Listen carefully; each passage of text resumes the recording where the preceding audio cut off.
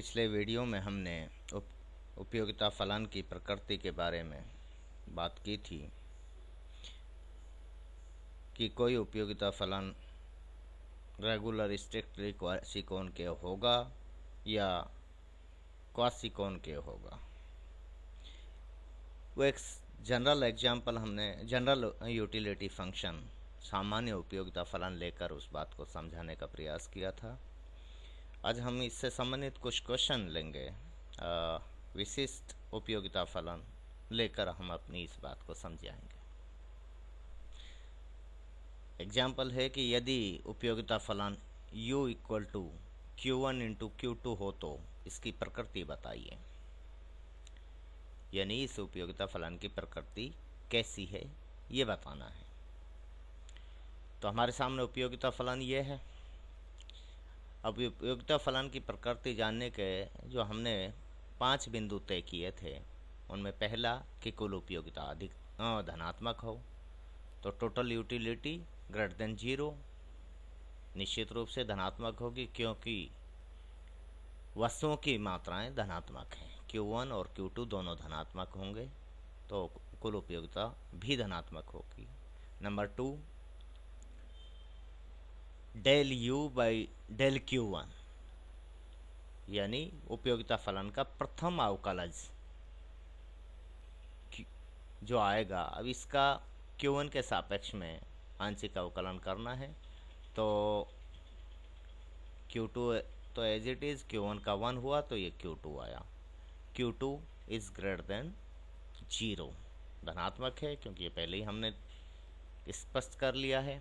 यानी del U by del Q1 क्या है, F1 है। ये del U by del Q2 equal to F2 जिसे हमें F2 से दर्शाया है, दिखा रहे हैं। इसका कीजिए, Q2 के सापेक्ष अवकलन करेंगे तो Q1 आएगा। Q1 ये धनात्मक है।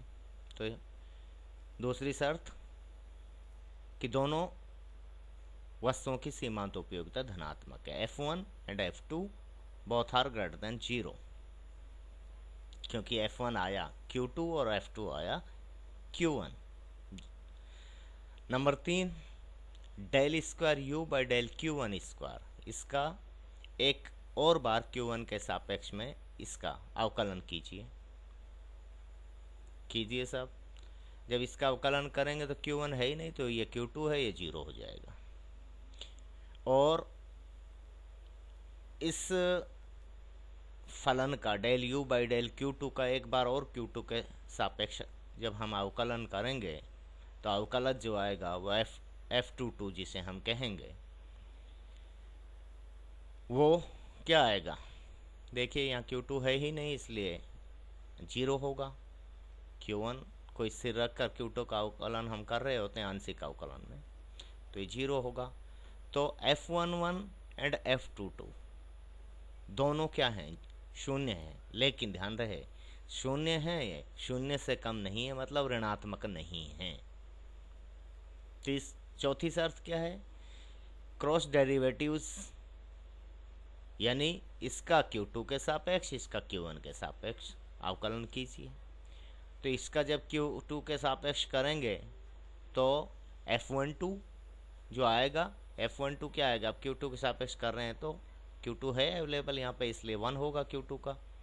और इसका जो अवकलन हम कर रहे हैं Q1 के सापेक्ष में इसका, ये जो है फलन है, समीकरण जो भी आप कहना चाहो, तो इसे हम कहेंगे क्योंकि Q2 के सापेक्ष कर चुके हैं और Q1 कर रहे हैं तो इसको कहेंगे F21। ये भी एक आएगा। दोनों एक हैं, धनात्मक हैं, दोनों बराबर भी हैं। ठीक है। नेक्स्ट जो कंडीशन है कि सीमाबद्ध हैसियन निर्धारक का मान निकालना है। उसे जानने के लिए सीमाबद्ध हैसियन निर्धारक का मान निकालने के लिए क्या करेंगे, देखिए चाहो तो आपने निकाल चुके हैं, इनको ही रख दीजिए। चलो अभी तो इन्हीं को रख दीजिए, आगे जाके फिर आप जब हम लॉग्रेंज फंक्शन पढ़ लेंगे तब सीधा भी निकाल लेंगे। तो F11 क्या है आपके पास, F11 ये रहा 0, F12 1 और F1 F1 0 F12 F11 F12 F minus F1 F21 F22 minus F2 minus F1 minus F1 F2 0, ये होता है सीमाबद्ध है ऐसे निर्धारक। तो इसमें F11 0 है, F12 हमारे पास ये रहा 1 है, और F1 क्या है Q2 है, और क्योंकि माइनस F1 लिखना है तो इसलिए माइनस का चिन्ह लगेगा, माइनस Q2। फिर F21 1 है और F22 0 है, माइनस F2 की वैल्यू है जो माइनस Q1 हो जाएगा, माइनस Q2 माइनस Q1, ये दोनों ध्यान रहे ये बराबर होंगे इक्वल टू 0। यहाँ पे अक्सर ऐसा इसमें तो मिलेगा आपको।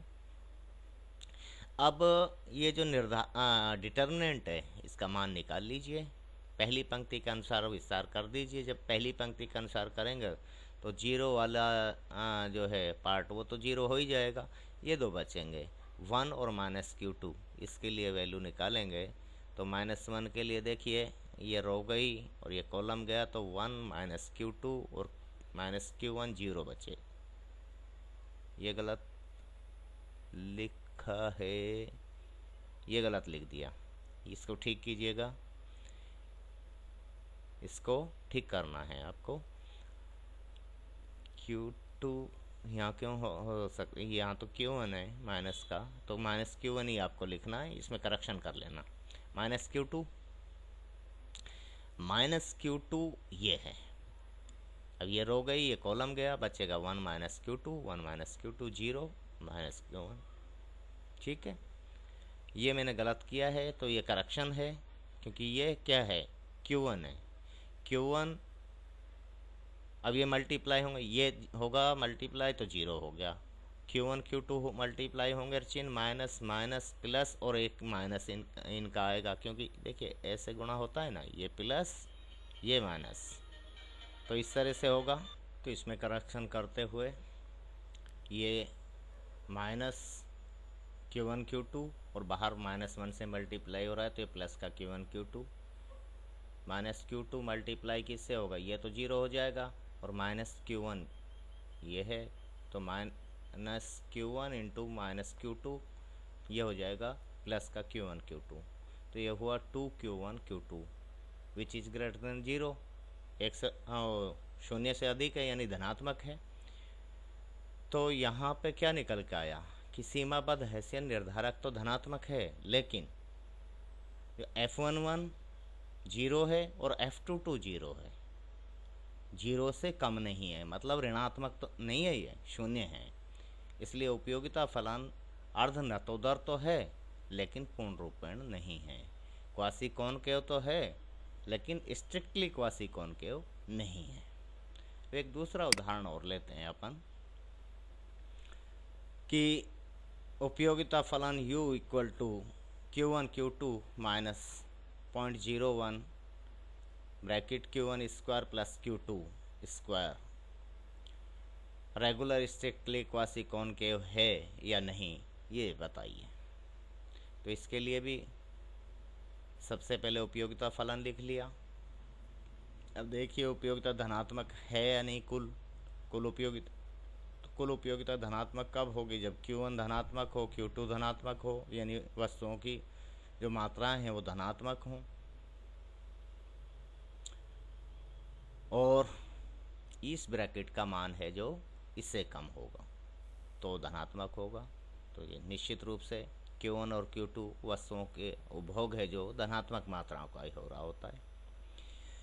दूसरा कि इसका कुल उपयोगिता फलन का आंशिक अवकलन कीजिए Q1 के सापेक्ष में, तो आएगा क्या F1 जिसे हम कहते हैं वो है। अब इसका करेंगे तो Q2 Q1 के सापेक्ष में अवकलन कर रहे हैं तो Q1 का 1 होगा और Q2 एज इट इज बचेगा, तो Q2 माइनस 0.01 Q1 स्क्वायर का तो 2Q1 और ये मल्टीप्लाई होगा 0.01 से, तो क्या हो जाएगा 0.02 Q1 और Q2 का 0 होगा, तो ये लिख दिया। दूसरा Q2 के सापेक्ष में कीजिए, इसको हम F2 कहते हैं।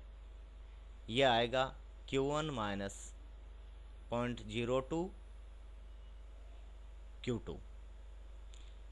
ये भी धनात्मक होंगे क्योंकि Q2 और Q1 दोनों धनात्मक है, और ये 0.02 है जो डेफिनेटली इनसे इससे कम होगा। तीसरी, तिरछे गुणा, तिरछे अवकलज, यानी इसका Q2 के सापेक्ष में, इसका Q1 के सापेक्ष में करेंगे। इसका जब Q2 के सापेक्ष में करेंगे तो F12 आएगा, जो कि करिए Q2 के सापेक्ष में। नहीं वो सॉरी, तिरछा नहीं, सबसे पहले हम वो कर लेते हैं सेकंड ऑर्डर पार्शियल डिफरेंशिएशन, द्वितीय क्रम के del square u by del Q1 square जब हम करेंगे तो उसे कहेंगे F11, यानी इसका एक बार और अवकलन Q1 के सापेक्ष में करेंगे। तो यहाँ तो Q1 है ही नहीं, इसलिए ये तो 0 हो गया। यहाँ है ये, इसका 1 आएगा, 1 इंटू 0.02 और ये चिन्ह माइनस का है, तो ये माइनस 0.02, ये F11 है। और F22 इसका एक बार और अवकलन कीजिए Q2 के सापेक्ष में। ये दोनों बराबर होते हैं, हमेशा बराबर होंगे, और अक्सर नहीं, हमेशा नहीं कह सकते, खैर हमेशा नहीं है, ऐसा नहीं है इसके बारे में। Q1 0 हो गया, Q2 1 हो जाएगा, और ये 1 मल्टीप्लाई बाई 0.02 से चिन्ह माइनस का है, तो 0.02 F22। अब क्रॉस डेरिवेटिव्स निकालिए, तिरछे गुणा वो अवकलज, इसका Q2 के सापेक्ष में, इसका Q1 के सापेक्ष में। जब इसका Q2 के सापेक्ष में करेंगे तो 1 आएगा, यहाँ तो है नहीं Q2, तो इसका 1 आया। इसका Q1 के सापेक्ष में 1 आएगा, ये भी 1 आया। ये दोनों बराबर होंगे हमेशा, ये खास बात है। 4 चीज़ें निकाली। 5वीं क्या है, सीमाबद्ध हैसियन निर्धारक। सीमाबद्ध हैसियन निर्धारक का मान धनात्मक होना चाहिए। हमने ये निकाला हुआ F11 जो कि हमारा ये रहा 0.02 है, 0.02 माइनस का है, तो माइनस विद साइन ये लिखा जाएगा। F12 1 है, 1 लिख दिया, माइनस F1 क्या है, ये रहा Q2, माइनस चिन्ह बाहर आ गया, और Q2 माइनस 0.02 Q1। फिर F21 1 आ गया, F22 0.02 माइनस का लिख दिया, और माइनस F2 लिख दीजिए, Q1 माइनस 0.02 Q2 ब्रैकेट के बाहर माइनस चिन्ह आ जाएगा। जब इस सारणिक को हम हल करेंगे, डिटर्मिनेंट है ये, सीमाबद्ध हैसियन निर्धारक या बॉर्डर हैसियन डिटर्मिनेंट, जब इसको हम प्रथम पंक्ति के अनुसार विस्तार करेंगे इसका, तो विस्तार करके और फिर हल करेंगे तो मान निकल के आएगा।